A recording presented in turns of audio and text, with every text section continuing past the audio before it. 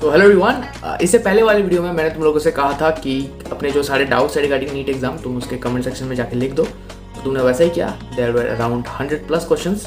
तो आज मैं उन्हीं में से कुछ को तुम्हारे साथ डिस्कस करने वाला हूँ। अब देखो, सारे सवाल तो पॉसिबल नहीं होगा डिस्कस करना, ऑब्वियस बात है।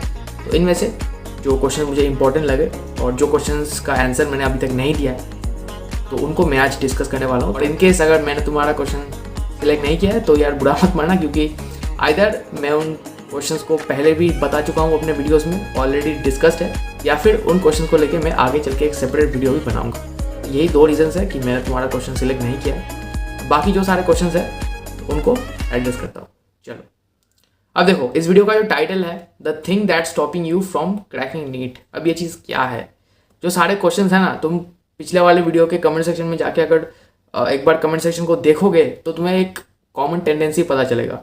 मैक्सिमम लोग मुझसे यही पूछ रहे थे कि भैया मेरा स्कोर इस टाइम पे ऐसा है, क्या मेरा score eight the end of 3 months इस तरीके का हो जाएगा और क्या मैं नीट क्रैक कर पाऊंगा?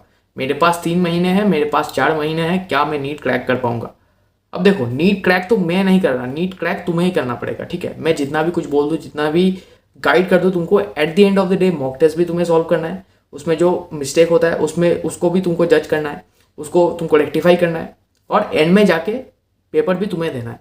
मैं सिर्फ तुमको गाइड कर सकता हूँ कि हाँ इस तरीके से करो, ऐसे ऐसे चीज़ों को फॉलो करो, but at the end of the day मैं कौन होता हूँ कि बोलने वाला कि तुम्हारा सिलेक्शन होगा कि नहीं होगा? जिस आइडिया में तुम बिलीव करते हो उसको एग्जीक्यूट करो। अगर नहीं चलता है तो ये गलत आइडिया था, उसको सही करो, रेक्टिफाई करो, फिर उस पर काम करो। ऐसे करते करते तुम अपने आप को बेटर बनाते जाओगे, ठीक है? अब मैंने यार बोल दिया कि तुम्हारा सिलेक्शन होगा, इसका मतलब तो ये नहीं कि तुम्हारा सिलेक्शन हो जाएगा। Eight the end of the day जो एफर्ट लगाना है तुम्हें खुद लगाना है। और मैं या मेरे जैसे जो भी अभी सिलेक्टेड हो चुका है मेडिकल कॉलेज में, तुम इन सभी से जाके बात कर लो। इन्होंने यार किसी से जाके नहीं पूछा था कि मैं ऐसा ऐसा करूंगा तो मेरा ऐसा ऐसा सिलेक्शन हो जाएगा। उन्होंने मेंटरशिप लिया था, obviously mentorship is very much needed, mentorship उन्होंने लिया था, बट ऐसा डिपेंडेंसी नहीं था कि भैया ने कह दिया मेरा सिलेक्शन होगा तो हो गया, नहीं होगा तो नहीं, तो उन्होंने नहीं बोल दिया तो नहीं होगा सिलेक्शन। पिछले साल ऐसे भी काफ़ी सारे बच्चे थे जिन्होंने प्रॉपरली सीरियसली स्टार्ट किया था पढ़ाई उस लॉकडाउन में। जब लॉकडाउन अनाउंस हुआ तो काफ़ी ने डिसाइड किया कि हाँ मुझे नीट एग्जाम को अच्छे से देना है, तो उन्होंने तभी स्टार्ट किया और उनका सिलेक्शन भी हो गया। ऐसे बहुत सारे एग्जाम्पल्स हैं, ठीक है? तो होने को तो कुछ भी हो सकता है, तुम अगर सही दिशा में मेहनत करोगे तो obviously you can crack NEET. और यही यार बेसिक प्रॉब्लम है। यूट्यूब पे काफ़ी सारे ऐसे, मतलब जो तुम देखोगे कि 3 month strategy, 4 month strategy, how I crack NEET in 3 months 4 months, ये सब करते हैं कि मतलब लोगों को एक भरोसा चाहिए कि हाँ इसने किया है तो मैं भी कर सकता हूँ। ये सब इन सब चीज़ों में यार मत पड़ो। अगर तुम बिलीव करते हो कि तुम कर सकते हो और सही दिशा में तुम एफर्ट्स लगा रहे हो तो ज़रूर क्रैक कर पाओगे। इसमें कोई टू वे थिंकिंग नहीं है, ठीक है? तो सेल्फ बिलीफ यहाँ पे बहुत ज़्यादा इंपॉर्टेंट है। और मैं मानता हूँ कि कॉम्पिटिशन बहुत ज़्यादा है, but at the end of the day ये तो एक एग्जाम है ना, और तुम्हारे जैसे काफ़ी सारे लोग इसको क्रैक कर भी रहे हैं हर साल। तो अगर वो कर सकते हैं तो तुम ज़रूर कर सकते हो, ठीक है? तो चलो सवाल देखते हैं। बायो में सिर्फ एनसीईआरटी पढ़ने से क्या होता है, क्योंकि पीवाईक्यू में बहुत से बाहर से क्वेश्चन आए हैं। अब देखो, तुम अगर नीट 2019, नीट 2020, नीट 2021 का पेपर उठा के देख लो तो मैक्सिमम क्वेश्चंस एनसीईआरटी से है। नीट 2020, नीट 2021, इन दोनों पेपर में सारे क्वेश्चंस, आई रिपीट सारे क्वेश्चंस एनसीईआरटी से पूछे गए हैं बायोलॉजी में। इससे पीछे अगर तुम जाओ, मतलब 2018, 2016, 2017, इनमें अराउंड 4 to 5 क्वेश्चन ही बाहर से आए हैं एनसीईआरटी के। बट अगर तुम अभी का ट्रेंड देखो, जब से एनटीए ने पेपर बनाना शुरू किया है, सारे बायो के क्वेश्चंस एनसीईआरटी से आए हैं। अगर तुमको लगता है कि क्वेश्चंस एनसीईआरटी के बाहर से है, इसका एक ही मतलब है कि तुमने एनसीईआरटी को अच्छे से नहीं पढ़ा है। अगर मेरी बात नहीं मानते हो तो कोड़ा पे जाओ, सर्च करो कि how many questions were out of NCERT in NEET 2020 paper. वहाँ पे कुछ आंसर्स में बहुत अच्छे से दिखाया गया है कि ये क्वेश्चंस है जो तुमको लग रहा है कि एनसीईआरटी के बाहर से है, बट एक्चुअली उसका आंसर एनसीईआरटी में दिया हुआ है। जाके एनालाइज करके देख लेना, चेक करके देख लेना, सारे क्वेश्चंस एनसीईआरटी से ही आते हैं, मतलब according to the current trend. और अगर बात करो 2014, 2015, 2016, कुछ बाहर से आते थे, but they were not a major chunk, only a minimum 3 to 4, maximum 5 questions were out of NCERT, ठीक है? ये क्वेश्चन यार बंगाली में पूछा गया है, तो मेनली इसका मतलब ये है कि एग्जाम हॉल में ऐसा होता है ना, कुछ टाइम पे हमें इंपॉर्टेंट चीज़ याद नहीं आता, वही चीज़ अगर हम घर में बैठ के सोचे झट से याद आ जाता है। तो this basically about the exam hall anxiety. तो अब देखो, इसको ओवरकम करने का एक ही तरीका है, प्रैक्टिस प्रैक्टिस एंड प्रैक्टिस। तुम जितना ज़्यादा घर में मॉक टेस्ट लगाओगे उतना ही तुम्हारा एग्जाम फेयर कट जाएगा। अगर तुम किसी टेस्ट सीरीज़ को ज्वाइन किए हो किसी ऑफलाइन सेंटर में तो सारे टेस्ट अटेम्प्ट करो, क्योंकि एग्ज़ाम के टाइम में जो प्रेशर होता है ना उसको ही तुमको सॉल्व करना है। क्योंकि अगर तुम देखो कि नीट के पेपर के क्वेश्चंस यार इतना ज़्यादा टफ नहीं होते, बट टफ ये होता है कि उस 3 आवर के स्लॉट में तुम सारे क्वेश्चंस को अटेम्प्ट कर पाओ, सही कर पाओ। ठीक है, उन क्वेश्चंस को अगर तुमको घर पे दिया जाएगा तो तुमको सारा दिन का टाइम है तो कभी भी तुम उसको सॉल्व कर सकोगे, बट वही क्वेश्चन जब एग्ज़ाम में दिए जाएंगे तो थोड़ा सा डिफिकल्टी होगा। तो घर पे मॉक टेस्ट लगाओ। ये जो प्रॉब्लम है ना काफ़ी कॉमन है, सबके साथ होता है। ठीक है, तो इसको लेके यार ज़्यादा टेंशन मत लो। इसके बाद भैया ऑर्गेनिक केमिस्ट्री में एनसीईआरटी के रिएक्शन सफिशिएंट है। हाँ यार, एनसीईआरटी के रिएक्शन सफिशिएंट है। एनसीईआरटी के जो नेम रिएक्शंस है उसको तुम्हें अच्छे से देख के जाना है। अब क्वेश्चंस कैसे बनेंगे, उस नेम रिएक्शन का कोई इंटरमीडिएट तुमको पूछ लेगा, प्रोडक्ट पूछ लेगा, रिएक्शन का नाम पूछ लेगा, तो इस टाइप ऑफ क्वेश्चन बनते हैं।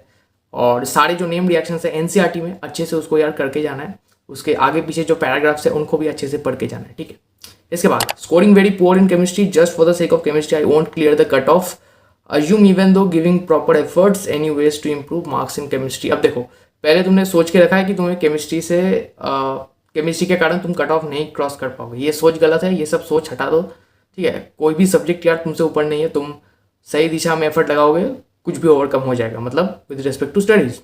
तो केमिस्ट्री में तुम कम मार्क्स क्यों आ रहे हैं, मतलब तुमको आइडेंटिफाई करना है कि कौन सा पोर्शन तुम्हारा वीक है। इनऑर्गेनिक तो लिमिटेड अमाउंट ऑफ टाइम में तुम उसको मास्टर कर सकते हो। सिर्फ एनसीईआरटी तुमको पढ़ना है। इनऑर्गेनिक तुम्हारा हो गया, एनसीईआरटी को अच्छे से पढ़ा, क्वेश्चन सॉल्व किया, प्रीवियस ईयर देखा, that's done.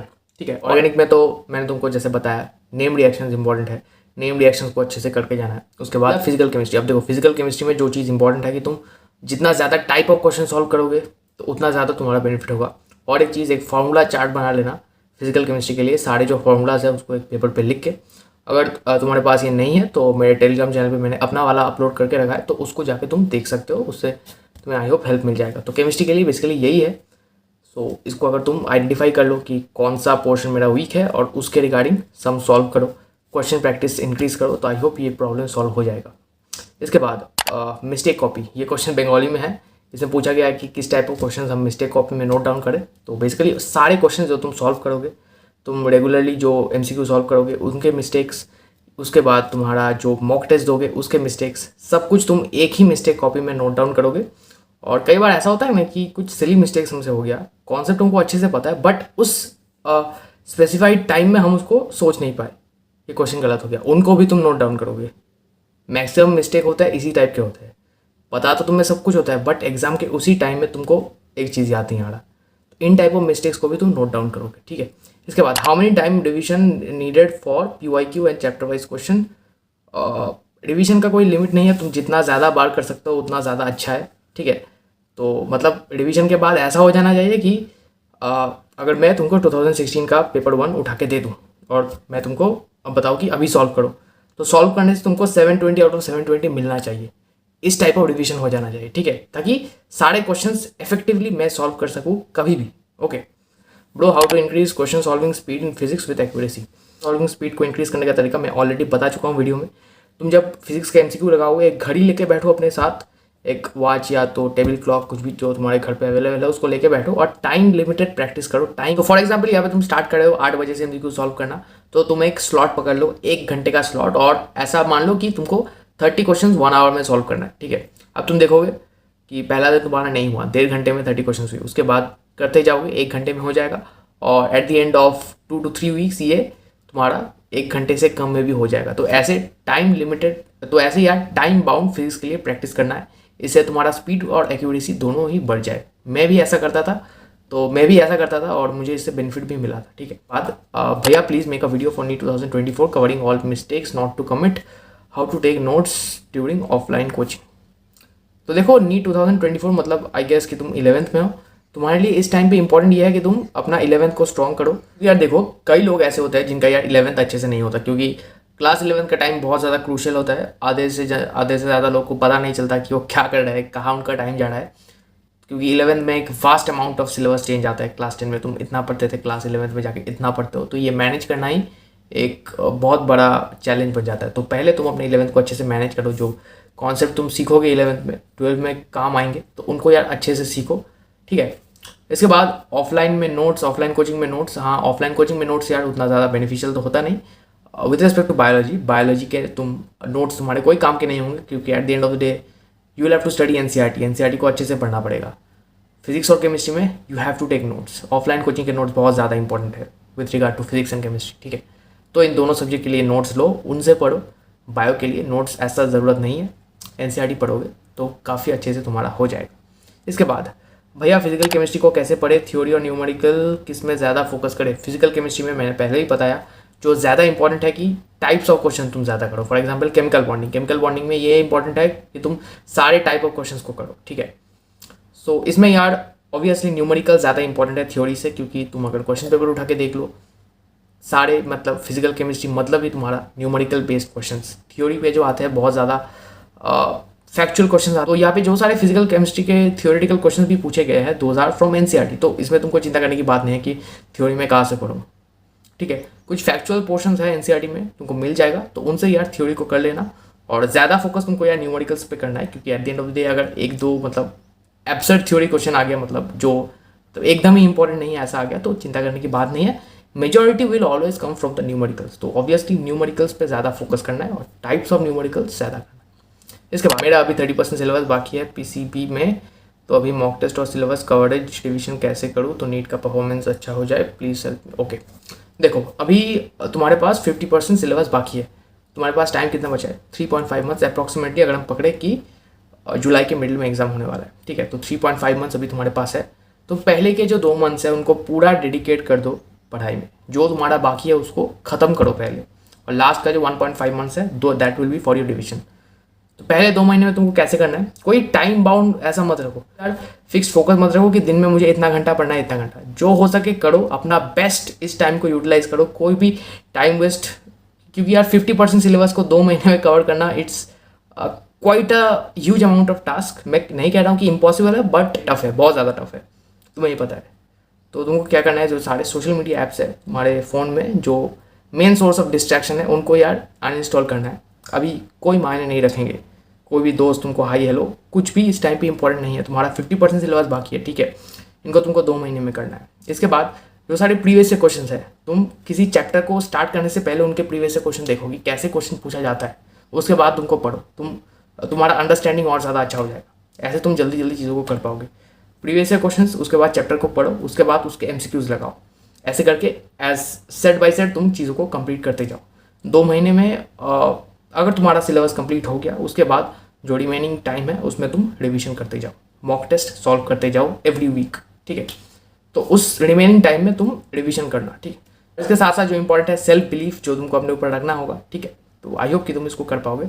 So that's basically the end of it. तो आई होप कि तुम समझ पाए होगे मैं जो कन्वे करना चाहता था। बस यार आज के लिए यही तक, मिलता हूँ बहुत जल्दी अगली वीडियो में, तब तक के लिए गुड बाय।